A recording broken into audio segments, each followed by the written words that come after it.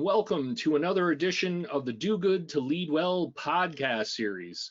It's really great to have you join us today live for a fascinating conversation around leadership, and I'm really excited to dive in. For those of you who are new to the program, a very warm welcome. Great to have you spend time with us today. And for those of you who are returning to the Do Good to Lead Well universe, great to have you back. And as you know, the purpose of this webinar and podcast series is to essentially talk to the top thought leaders, best-selling authors, and highly respected, highly successful CEOs to get their insights into positive leadership and how we can show up at our best, both for ourselves as well as the teams and the organizations we lead. And I'm thrilled to share that the Do Good to Lead Well podcast, because of your support, is now ranked in the top 10 percentile of podcasts in the world. So once again, a very sincere expression of gratitude on my behalf. So just absolutely love your engagement and your continued sharing of these episodes. And today, I've been looking forward to this. Some time has passed. I've spoke with Duane, I think right at the beginning of the pandemic, so I'm so thrilled. He has such an extraordinarily filled calendar, and he made some time this afternoon to speak with Duane Green. And so Duane is the president and CEO of Franklin Templeton, Canada. He joined the organization in 2004 as vice president of strategic alliances and has received several awards for his leadership. In 2020, he was named the Wealth Professional CEO of the Year. In 2019, was given the University of Ottawa Recognition Award. In 2017, he received the Women in Capital Markets Male Leadership Award, which recognized his efforts to support diversity and inclusion in Canada's financial services industry. And as president and CEO, Duane works to foster an environment that inspires innovation and helps people succeed and thrive. So absolutely love that. So Duane, welcome to the program. Well, Craig, thank you so much for having me. And hey, congratulations on being in the top 10% of podcasts out there. I mean, I know it's a crowded space, but that means that the quality is certainly coming through of what you're doing. And the pressure is certainly on that I don't bring your quality down today with today's discussion. Well, not at all. I was thrilled to be able to have you join us, Duane, and it's because of extraordinary chief executives like yourself that drive people's interest, and they love the conversation around leadership and how we can do good to lead well and exhibit positive leadership. And I know that's a high level of interest for you. And so these days in particular, as we're rounding the corner and continue to encounter things that we've never experienced, there's such a heavy focus on leadership, and certainly important. So I'd love to start with, what are the leadership qualities that you think are absolutely important both now and into the future? Well, you know, Craig, it is great to be back, and it's great to chat with all of your listeners and I guess the viewers on the webinar today. And really looking forward to selfishly learning. I really leadership is something that, I think there are a lot of people out there that are incredible leaders, and they have incredible stories to share, and they have incredible lessons that they can share. And I really view leadership from my standpoint as it's an ongoing, lesson. There's always something to learn. There's always something to improve. And so I'm always just trying to figure out, how can I be a better leader? I think it's one of those things that I think if anybody were to put up their hand and say, hey, I figured it out, I'm done. I mean, I think that they're obviously incredibly naive around that whole concept. But, you referenced that we chatted early on the pandemic, and, it seems so long ago, yet it seems close. I think we've all lost a whole scope of what that time continuum is. And I think it speaks to that whole evolution of learning and leadership learning and adapting. And there's no doubt there's a massive focus on leadership these days. And as much as you hear about good leadership, we're also hearing tons of, if you just watch the news, you're seeing lots and lots of stories about bad leadership. Now, I'm pretty sure we could also spend a whole session, just sharing stories or examples of, we've all worked with various leaders. We still work with leaders, in our day-to-day lives at various organizations, current companies, past companies. We could probably spend a whole session just sharing war stories of examples, almost like an outtakes kind of session of, stories of, how people have acted, both good and bad, to kind of balance it. But, in terms of what they did, because there's no shortage of things from a leadership standpoint, but it's so important in today's day and age, how we've evolved and come through COVID and where we're going to take our organizations to. So with respect to qualities, for me, it's, to me, it's good leaders are credible. They have humility. They're self-aware, even-keeled, and are fully present. And those are to name just a few of the qualities. I mean, this is when you Google leadership, I mean, you're going to get reams and reams and reams of data. So to try and distill it down in my mind, that's really what it is. But I could also default, and Craig, you and I have known each other for a long time now, and we've had a lot of conversations. I could default, in terms of the qualities, to two of my very favorites, and that's really authenticity and empathy, which they encompass both a lot of those other attributes and qualities that I just mentioned. But I have a feeling that we're probably going to touch on that throughout the session, given the topic of today's conversation.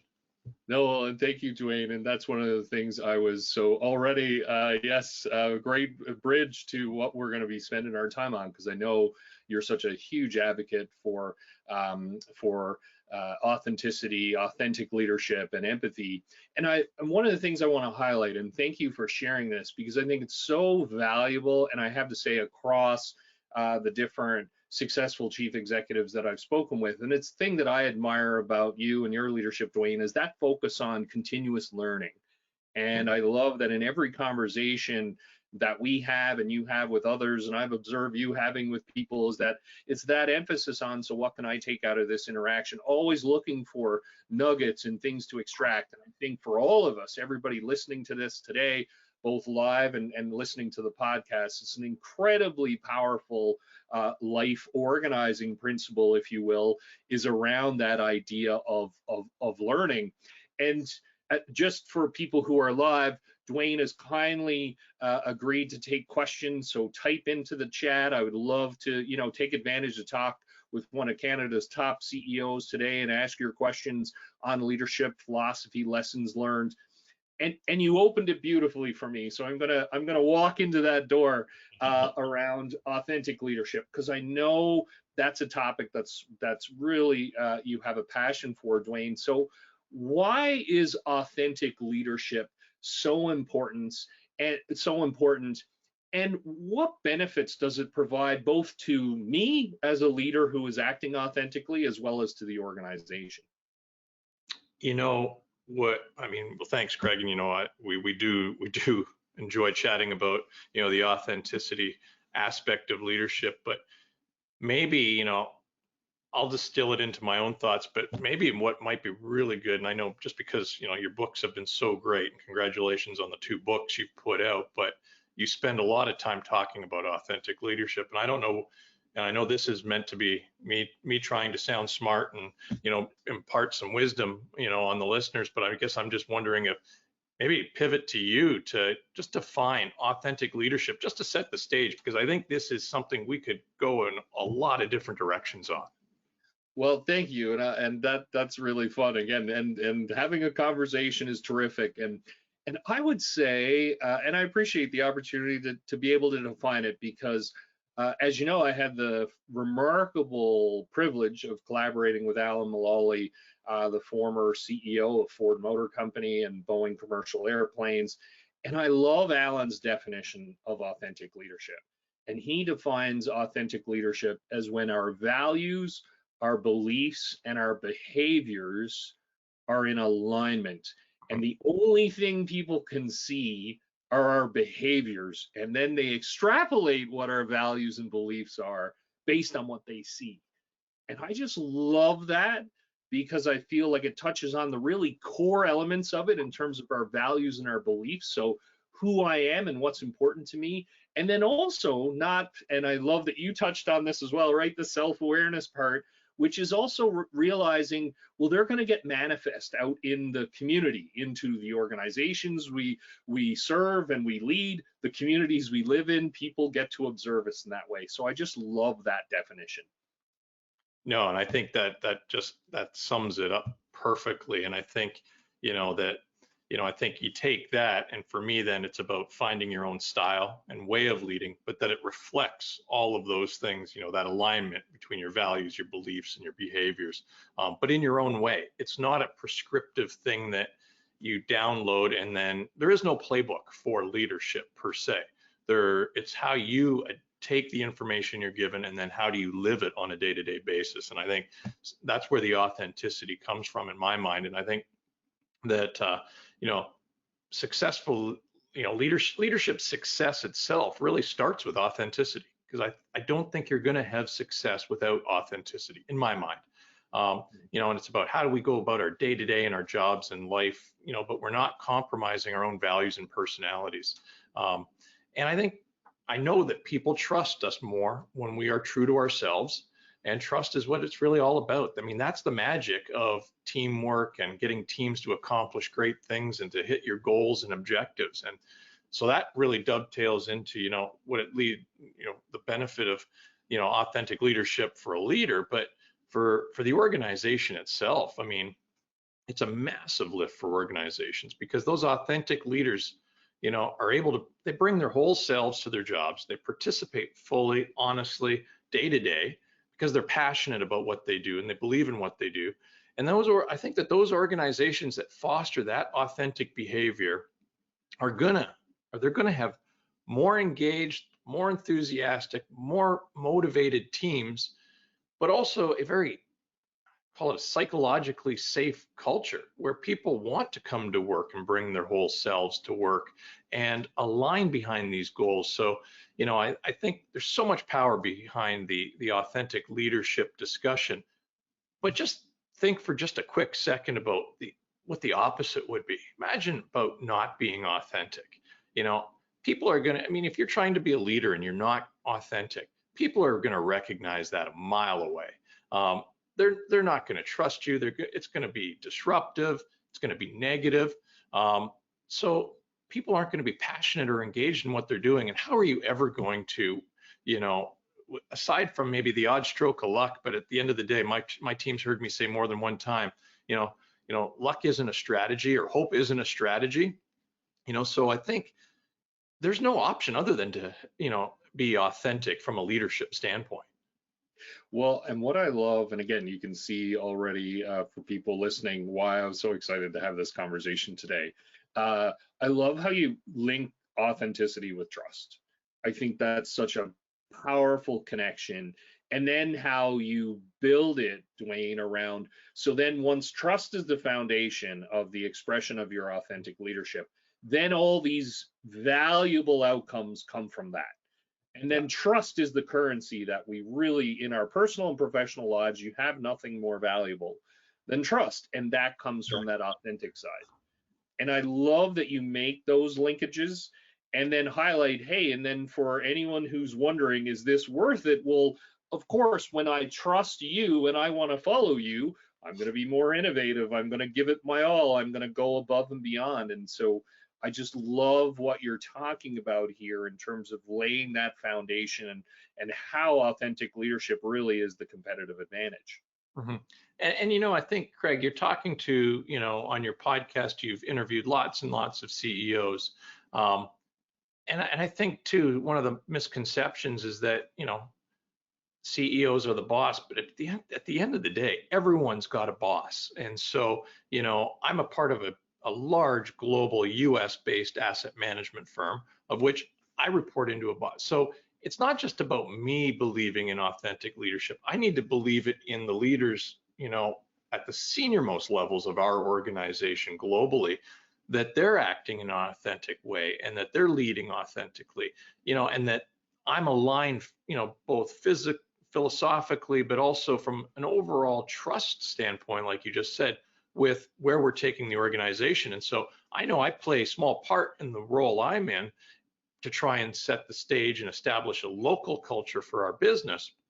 But we all are working, interconnected with various leaders on a day-to-day basis, both up and down the leadership hierarchy. And I'm fortunate that we have a very flat organization from a hierarchy standpoint, but you still need to have that authentic aspect of the discussions, the team, and just how you're trying to align for success. Mm. Well, and another point that you made as well that I really think is valuable for us to consider and reflect on is around the intentionality. You talked about the choice, right, around how we show up and the choice to live and lead by our values. I think Mhm. that's incredibly empowering around how that impacts us. And I'm not surprised we have questions coming in already. So this is great. I love creating space for the audience. So we have a couple. First, I'll start with Tara, who said, I love, Duane, how you make it explicit that you're focusing on creating an inclusive environment. So what are some things that you feel are essential for leaders to do to bring the fullness of everyone to an office environment? Yeah, no, and thanks for the question, Tara. And I'd say that it's a process. I think, you know, you have to set the stage first off. It's not just an automatic. And I think you have to set the tone for the discussions. You have to create that safe environment, where people can, you know, feel comfortable about saying what they think, what they feel, and I think it does tie into being, you're hoping that people can bring their whole selves to work, because when they do bring their whole selves, then they're not worried about, and it doesn't mean when you bring your whole self to work, it doesn't mean you're not filtered. I'm not saying it's a free for all, but people have that comfort in knowing that what they're going to say is going to be respected. They're not going to be picked on. They're not going to be talked over. They're going to be listened to. And, everybody talks about how important listening is. And it's something I'm trying to do more and more, is just to step back and just listen more, and to hear people and to fully hear what people are saying. But, it's, there are so many ways that you can try and establish that trust. But I think too, it's just about being you, and people will see that, and they'll get a sense that it's a safe environment. And so, I'm sure that, there are, Craig, maybe I'll pause there, because I know you've probably got 2 or 3 great bullets you could add to that. To me, it's around that trust. It's creating the environment, a culture, and the listening that I think, and it dovetails then into, allowing people to understand that, there's a vulnerable aspect, a vulnerability aspect at play here too, that's really important.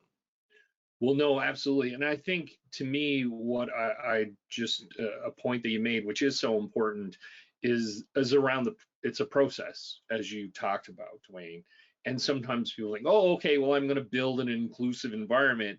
It's important, it's essential to explicitly state it. And there's some fantastic research around that. And it's one of the reasons why I think it's fantastic that you lead with that. It's an explicit part of your leadership philosophy. And then also acknowledging it's a process. Just by saying it doesn't make it so. And as you say, it's a continued practice that leaders, senior leaders throughout an organization embrace, so that people recognize, hey, when I step into this space and I am my authentic self, there aren't consequences. And in fact, it's not that there aren't consequences, there are benefits. Yeah. So I am, I have the opportunity to shine for the experience, the expertise, the perspective that I bring. And I think that's such an important point that you highlight, Duane, around that, the process side, because and again, it fits so nicely with your philosophy around continuous learning. That's what a process is about, is you keep moving and you keep growing and you keep shifting. So absolutely. So, and I got a note from Tara. Thank you.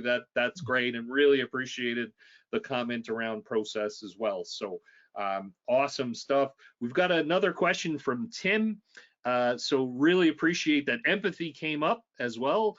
And so, how does empathetic skills manifest themselves today, as we're kind of moving away from lockdown? There's kind of return to office. So what does empathy look like as we are now in this hybrid space?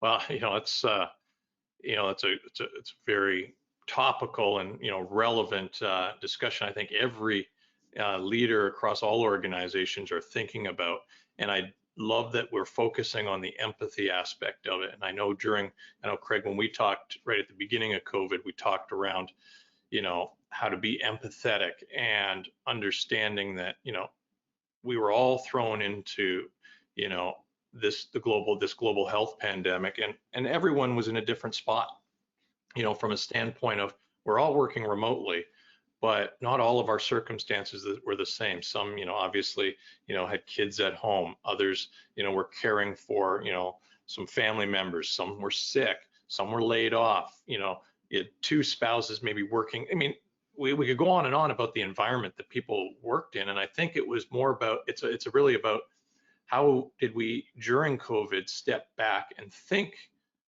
with empathy at the forefront, and how do you apply that to good leadership?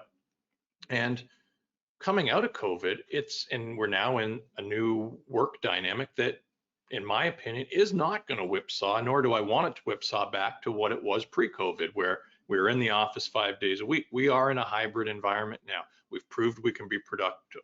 Yes, we need in-person collaboration. Yes, it's great to see the team members, and there's going to be that balance. But at the end of the day, it's, we are in a different environment. And so during COVID, one of the big things from an empathy standpoint was just wondering how people were doing, because we're on the screen. And that's what we did from the time we got up until the time we eventually shut it down. We were on our screens. It was a join leave kind of dynamic. And so what we didn't know and what you didn't have that ability is, walking around the office, you get to see people, you see them, you bump into them in the kitchen area, you walk by their office, and you can really pick up on the nonverbal cues about what's going on in people's lives. It was so tough, and it still is tough, when we're just dealing with screens, because once people click leave, you don't know what's going on the other side of that screen now. You don't know how people are really doing. And so that is really where I think we have to continue to foster an empathetic mindset to really apply it to the day-to-day leadership that we're all doing in our organizations. Because, by definition, if we're empathetic, we have that ability to relate to those that we work with, and it's not just a working dynamic, it's a human dynamic. We can relate to others, what they're feeling, the experiences they're going through.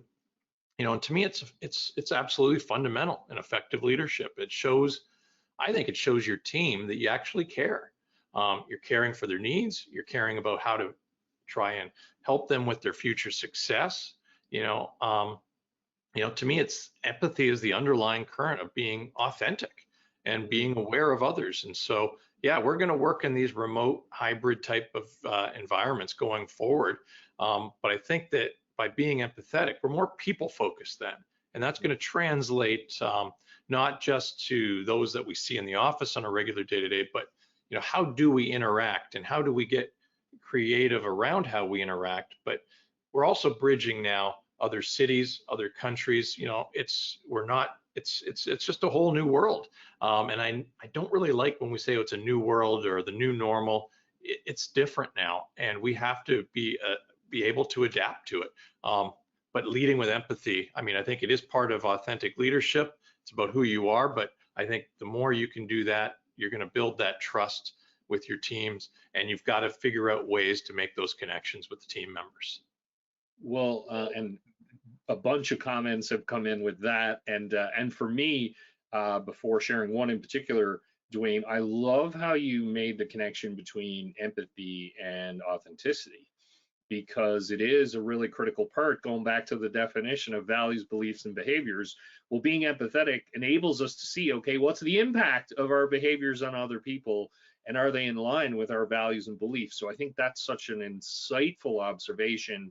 And Sharon also shared that, thanking you for highlighting the importance of executives to be curious around the situations, the different situations that people are living in, because too often You see organizations or its leaders making assumptions about what's going on in people's homes, and it's important to recognize there's tremendous diversity that's happening. So Sharon wanted to say thank you for bringing that to our bringing that to the conversation. And No, oh, go ahead.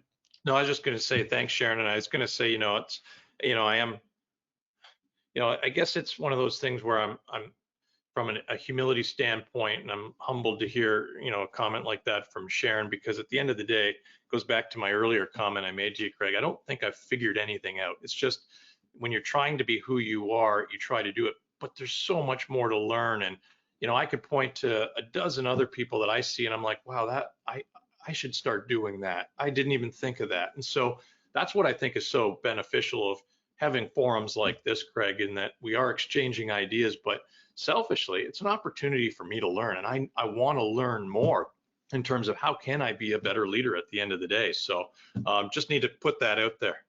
Yeah, well, thank you. And it fits beautifully with the opening around learning and continuing gathering feedback from our environment.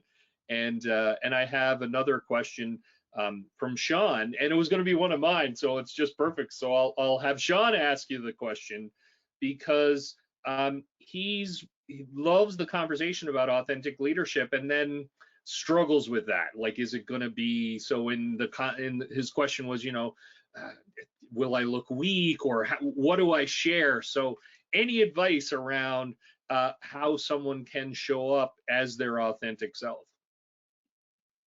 Well, I would say, we can get into the hows, and I think, I'll probably pivot to you, Craig, to provide a couple of your thoughts around this too. But, being your authentic self, I mean, that's your own grounding, and you're going to figure that out now.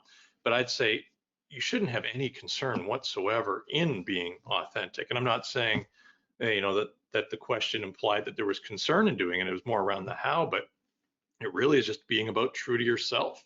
Because at the end of the day, it's hard work not to be yourself. And if you are going to wonder, who you are, who you aren't, in terms of defining how you are authentic or if you aren't authentic, it's as simple to me as, ask your partner, your spouse, someone you trust for their opinion. And, so obviously someone who knows you well. And for me, that's going to be my wife, Angela. I mean, she keeps me grounded. I'm grateful that we have the type of relationship that, she's going to call me out on things. She's going to help me reframe challenges, or thoughts that I might have, provide some great perspective, for me. But most importantly, it's the unconditional support you're going to get. So, how do you get that authentic leadership? You've got to get some input. You need that feedback, and you need that constructive criticism to help you figure out, what that true self is for you. And then not being afraid to be yourself. Because when you're being authentic, like we've talked about, you're bringing you to work, and it creates a great culture, creates a winning team. You can be a part of a winning team, but you're a winning individual at that point too. So, I mean, I mentioned earlier, doesn't mean that, the person at home watching the hockey game on a Saturday night is the same person. I mean, I'm going to be at home, with a beer in my hand, watching the hockey game in a pair of ripped jeans on a Saturday. I mean, I'm not doing that when I'm in the office. So it's not about the literal. It's about, how do you fundamentally bring what's at your core to work each day, so that it's not a recognizable difference between home and work in that regard. Well, and what I love, and thank you, and got thank you as well in the comments back. I really appreciated your observation, Duane, about how it's takes a load off, if you will. Like, so being yourself, it's beneficial rather than all the work putting into it. Like, who am I, and how am I gonna? What are other people, like thinking who they need me to be? Because there's great research, once again, as you know, I'm a big fan of the research, right, which shows that authentic leadership isn't just beneficial to the teams being led by authentic leaders. There are also benefits to us for being authentic, for the very point that you raise.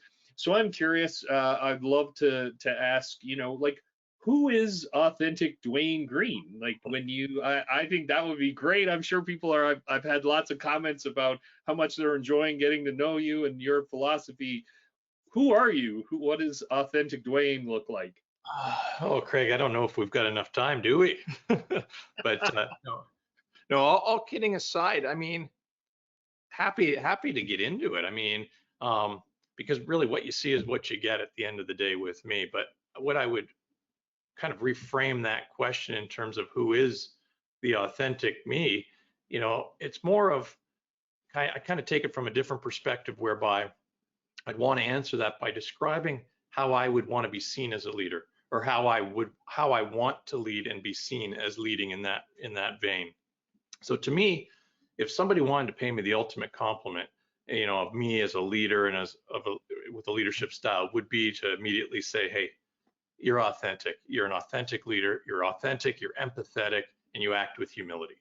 To me, that's the trifecta. If someone describes me that, I'm like, I'm good. I don't need anything more. I'm all full up of positivity for the day. And I'll tape that and replay it again tomorrow. But as I said, what you see is what you get, but it's easier said than done. And I think that's the key, is that it's not just inherent. I mean, you have to get a comfort zone, and authenticity just doesn't happen. I think it takes effort, takes awareness, and in how you live and how you lead ultimately. And I want to bring up a really good friend of mine, Jason McDonald. He's a great leader in business, but he's also just a great guy overall. And on his LinkedIn right now, every week or two, he's posting his lessons in leadership. Now, those are his own views of leadership, and lessons that he's learned himself. So he's just coming at it from his own personal standpoint. And he did a post recently, just a couple weeks ago, on authenticity that just hit me right between the eyes. And he really, I mean, I would encourage you to check out his post, but really he framed it as, are you the same person at home as you are at work? And I know we've alluded to that already in terms of bringing your whole self to work, but it's as simple as that. And the reason I thought his post nailed it is that you shouldn't try to be two different people. Wouldn't it be that much easier to just be yourself? And, Jay highlighted that, it's tough earlier on in your career, to just be yourself, because you need I'd say an extra dose of confidence. You need to have that ability to not try and pretend you're somebody that you're not, because you think that's what the boss wants to see, or that's what the environment is. It really is really around being yourself and having that comfort back earlier in your career, because you're ultimately going to be more successful. You're going to be happier by being the real you. So that's a very long way, Craig, to answer that, and I'll just kind of hit it back on. The trifecta for me, is really it's focused on authenticity, but it really, it comes back to having empathy and humility as well. Well, and what I really enjoyed how you flipped the question, because I think there's so much insight in that, where you said how I want to be seen, because it's versus how do other people want to see me. That's the empowerment part. I think that's so valuable. And once again, it's a great reflection question for all of us to ask ourselves, because back to the initial where we opened with the definition of authentic leadership, values, beliefs, behaviors are aligned. How I want to be seen and aligned with my values and beliefs. Is that what's happening right now? And I think that's such an important point, and speaks to our legacy, speaks to our impact. And as you're saying, that intentionality around it as well. And so that we can be really free to bring that in a way that people are going to embrace it, for who we are. As you say, you get what you get is what you see. And that's really terrific. I also wanted to go back on the vulnerability point, because you started to talk about that, and there's again great discussion around vulnerability these days. And so where do you see vulnerability playing in the success of leaders, and can you be too vulnerable? Well, I mean, I think vulnerability, I think it's leadership as it's evolved shows that we want to be able to relate to the human person, and what is that real person, not a perception or the facade. And to me, I think vulnerability is at the crux. And I think a lot of leaders probably are a bit afraid of being vulnerable, because you think of, you might think that doing so, might put you at risk, or, you just aren't, it's not comfortable to do that. But I think you need to look at it in terms of, how important and essential that quality of being vulnerable can be to you as a leader. And, I think when others can see, your faults, your weaknesses, I think it makes us more likable and trustworthy. I mean, being vulnerable and opening up, ourselves to others, we're going to learn and grow. Others are going to learn and grow. We're human at the end of the day. And, it's been 3 years since the start of COVID, which COVID exponentially amplified so many things, and obvious, from there are some positives that we're all taking out of COVID, but there are so many negatives, and mental health being one of them, and it's super magnified these days. I mean, I'm in Toronto. I see it, day in, day out. I take the subway into the office every day. There's not one subway ride where you don't see that people are having some real struggles out there. And we knew that going into COVID, and we knew coming out of it, mental health was really going to be, if it already wasn't a pandemic, it was going to be the next global pandemic. And we're living it and breathing it now, and we're trying to figure our way through that.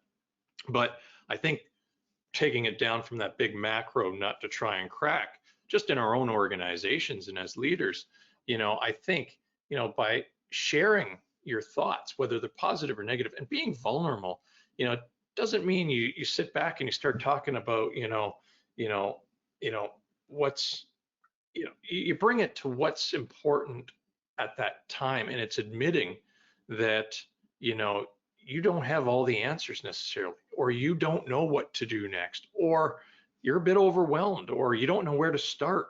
I mean, so that to me is showing that you're vulnerable. It's not laying out that, I want to put it all. It's really not about, hey, look at me, or let me tell you as much as I can about me.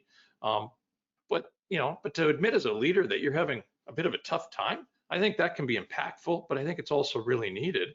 And I think too, by doing that, think about, leaders in organizations, regardless of what level you're at. If you're in a leadership role and you're managing people, people are looking up to you, and people are watching you. They look for the cues. You have to be mindful of, we all know that we have to be very hyper aware of what we say, how we act, what we do, even our body language. But I think that's because people are looking up to you for these cues. And if they see that you're open and willing to be vulnerable, well, then they're going to have that comfort that they can be open and vulnerable. And, and just maybe to finish it off here, it's as simple as one of the standard lines, and I say it as a standard line, but I truly mean it too, is that, we're all a part of a big team, and I don't care what organization you're in, the leader of the team, and I feel very fortunate to be in the role I'm in. I'm honored to have been given this privilege, but I'm only as good as the people around me. And I need all of those people around me. And so when I get together with the team, and we've got 3 different lines of business in Canada, I'm not the expert. I mean, I'm not going to be the smartest person in the room, and I'm good with that. I'm not even going to try and pretend I'm the smartest guy in the room, which means I don't have all the answers. And so I tell the folks in our team that I don't have the playbook. But as a team, we may not have the playbook being handed to them. And if you're looking for me to hand you the playbook, well, then we're going to have a different conversation. But if we can then come together and create that playbook for success, but come at it from that standpoint of, we can share what we're feeling, share what we're nervous about, where we think the risks can be, and taking risks is a huge conversation around the boardroom table amongst, leadership teams. But that to me is the vulnerability aspect, just dovetails into so much that's, again, at your core, that you're your true self, and that you're okay with just sharing and being confident enough to say, I don't have the answer. I can find out and get back to you. Or, let's collectively try and figure out what the answer is. Well, I have so many comments on this. Michael shared, love linking vulnerability with humanity. And I would agree. I think that's such an important part. We're all humans figuring this out. doing the best that we can, and we're far from perfect, and so we're going to make missteps continually. So highlighting that, and then that is a way, and particularly what I find as well in a lot of work that I do, that then relating as human beings, if it's like I'm titanium and nothing bothers me and everything is, it's just absolute perfection. This is really tough for people to connect with. And I love your point too about fear, because I think, and thank you for raising that, Duane, because I feel like that's a big barrier where people, well, what happens if I'm me, and then either people won't respect me or people won't like me. And to your point, there's tremendous power in that. When we are vulnerable, I also love, again, and these are just this, you can see why I was so excited, everyone, to have Duane on, right? Is that people look to us as leaders for cues, and they're going to then see, okay, so what is it?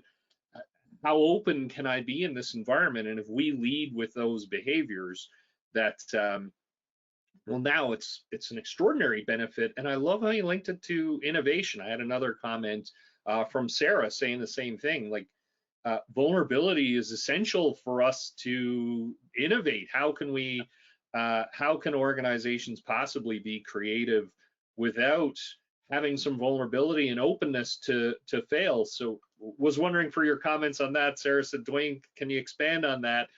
Vulnerability, failure, how you create innovation. Would love to get your thoughts. Yeah, and I mean, I think that's a great approach and great way to tie it in. And I mean, I think, we all need to think differently. We need to challenge the status quo, obviously, from a business standpoint. You know, and two, that's just the way we adapt to different business, cycles or business environments. And we have to continuously innovate. And I think when you think about innovation, it's about fundamentally doing something different.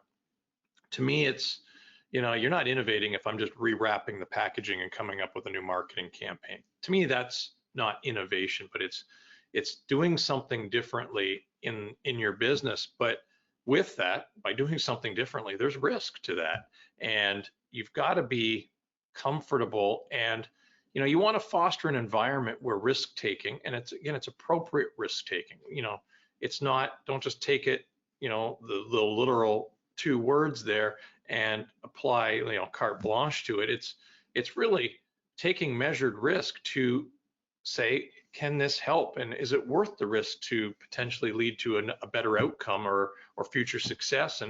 And I think what we are trying to do at our organization, innovation is a huge part of what we talk about, but so is empowering people to take risks. But again, I had to frame that in terms of taking risk. I mean, we're in the financial services. The last thing people want to hear is that, hey, Franklin Templeton, their employees are, empowered to take risks. That's not what I'm getting at in terms of, taking risks, in terms of how we manage money and that. But it's about thinking about how we are interacting with our clients. And I think that's where risk and innovation go hand in hand. But innovation is probably a softer sounding word to say, how are we innovating around how we interact with our clients? How are we looking for new business channels or opportunities?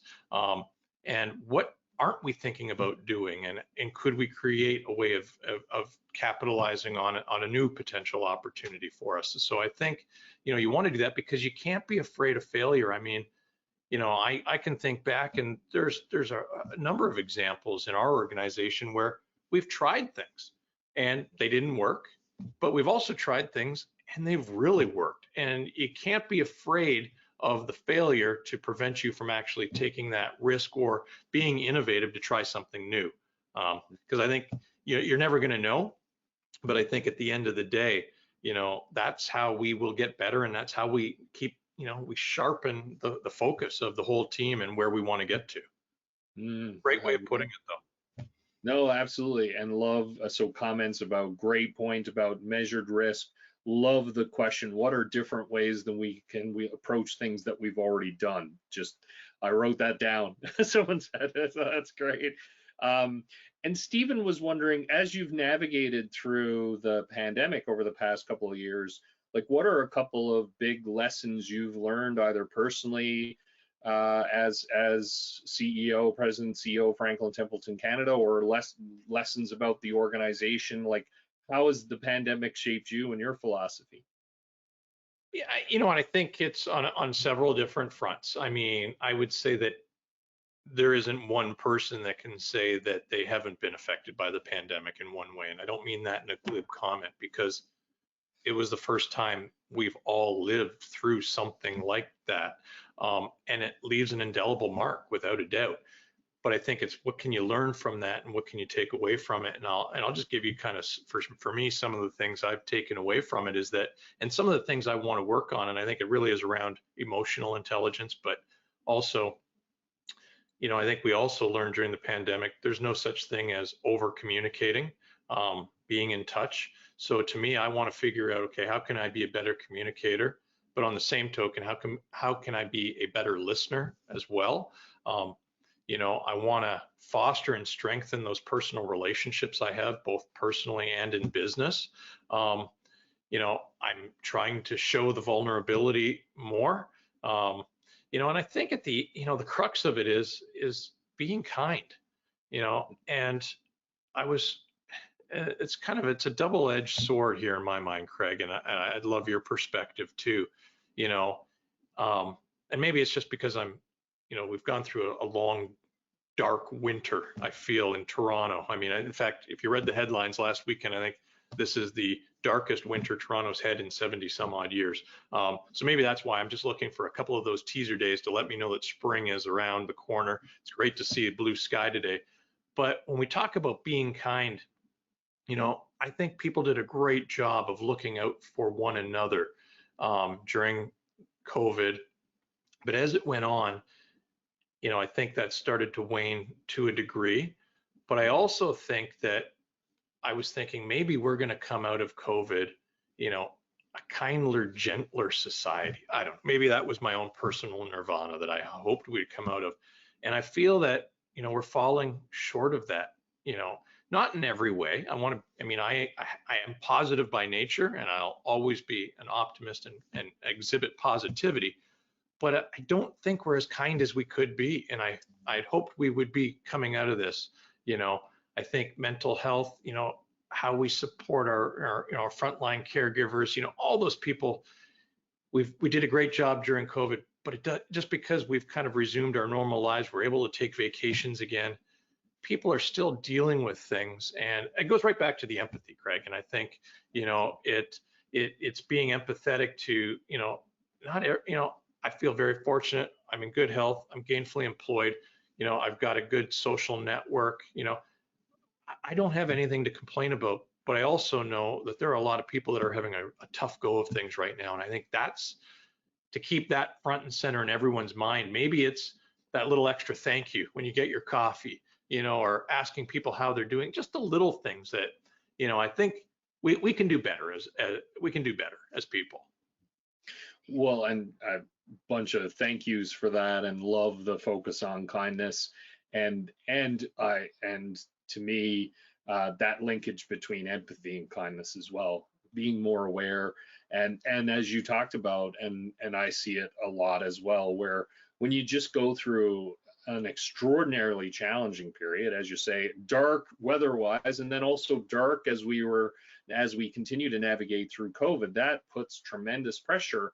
And we can forget about that empathy muscle that we have. And I love that you bring it back to that. And once again, and to me, a key lesson is to remind ourselves of, well, that intentionality behind it, not to forget about it, to say that extra thank you. And it comes through deliberate practice. Empathy is a process, going back to several of the key points that you've raised throughout, Duane, and remembering that it's our choice. And so before we leave wherever we are today, we can make a more intentional choice to be kind, to really lean into our empathy muscle or not. And so and recognizing the implications of that. One other thing I want to share, another Lauren commented on this as well. Love the counterbalance between communication and listening. I think that's a key lesson for all of us as well, is that it's the duality. A lot of people focus on, well, I'll just communicate better. Well, that's more about me. And then, well, what about the reverse, the listening side? So that's such a valuable component. And so what are some of the gifts that listening have provided to you? Like what made you put that into the communicate and listen? What are the key gifts when we listen more? Well, I think I put it in there because I want to keep it front and center for myself personally, because that's something I want to work on and become a better listener. You know, I, you know, I know any member of my team would probably go nod and say, "Yep, yeah, I agree," because I get excited when we're in meetings and we get talking about something. I get excited, and I, I, I apologize for over talking over people. I don't intentionally do it. I'm caught up. So I'm very aware of that. So it's an awareness exercise for me, but listening is to be able to, for me, is to sit back, because you're going to learn more. You're going to learn a different perspective. You're going to hear different thoughts, different ideas. And it goes back to reminding me that if I'm a better listener, it's backing up all of these other comments I've made in terms of being authentic. It's about, by being authentic and vulnerable, I don't have the playbook. Well, if I don't have the playbook, I sure as hell better listen to those around me that are going to feed me the inputs that can help this. So I guess I'm being vulnerable right now, Craig, by saying, I need to be a better listener overall, and that's something I'm working on. But I think the listening and communication hand in hand, and I think it just ties into everything. I mean, I think it just, I think it's just so important. Well, and thank you for that vulnerability. And also I love how you're unpacking it, because again, those insights are so valuable because we can hear about being a better listener. And I love how you highlight and sharing your personal story. So I get so excited about sharing a perspective on something, then I can jump in.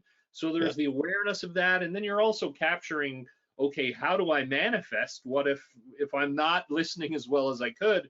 And that really empowers us to then take positive action to drive personal and positive change. And I think that's so wonderful, because you've given people a roadmap. Because and I got a couple of ahas, like I do. Someone wrote, "I do this" in all caps, Yeah. because and it comes from a good place, right? And Yeah. I think that's also a really powerful lesson for us as well. And being kind to ourselves too, is that it comes from a good place, and then the impact tying right back to being authentic may not be, and is likely not what we laid out. So this is awesome. We're almost at time. We've got a few minutes left. Several people asked about this as well, and I think it is really timely. You've talked about mental health and protecting mental health. Any thoughts you can share, Duane, as we close, around what are some things you do to protect your mental health, things that you do to keep mental health front and center for the teams that you lead and at Franklin Templeton, Canada? Yeah, I mean, I think it's just being aware. I think it's being aware. Well, I don't think it's just. I mean, one of the aspects is being aware, and being aware of the fact that people, can have. It's okay to have a bad day. It's okay to have a string of bad days. It's okay not to feel your best, and having that awareness. But then, recognizing that in team members, so that you're trying to connect with them. You're trying to create that trust level where you've got that connection with your team members, or even just friends or other colleagues, that they want to connect with you. They want to talk with you. And so, I think from mental health is this overarching theme, but I think it's just one of those things that I think it's stress comes into it, and stress is massive. And how do you handle stress and deal with stress, and how do you learn? And I'm sharing this from my own personal perspective here, because it's something that I'm again trying to I think trying to figure out, not just ways of handling things differently perhaps. And I think maybe it's realizing that it catches up with you over time. And I don't want to say having just turned 50, I don't want to say I'm having all these aha moments or anything like that, but you realize that at this stage of my life, you go, what's important to me? You do a little introspection of, what's important? How do I handle stress? How do I handle situations? And so I think it's taking stock of your own personal mindset, and not being afraid to ask for some help or some feedback. Or, in fact, I ran into a good buddy of mine yesterday. In fact, I was having my executive medical done yesterday, and I ran into him in the hallway there, just coincidentally. And, it's just so, I hadn't seen him in a year, and it was just great. Big hug. And then it was like, hey, I need to talk. And he started to say stuff, and I go, you know what? I'm feeling a lot of the things you're feeling. Let's definitely get together and talk. And so, I think there's lots that, you can do from a mental health to support it, but I think it's having an awareness that it's not someone else's issue. It's everyone's issue. We're all going to deal with it. And I think it just, before in the past, we might have just kind of swept it away and said, oh, I've just got some work stress.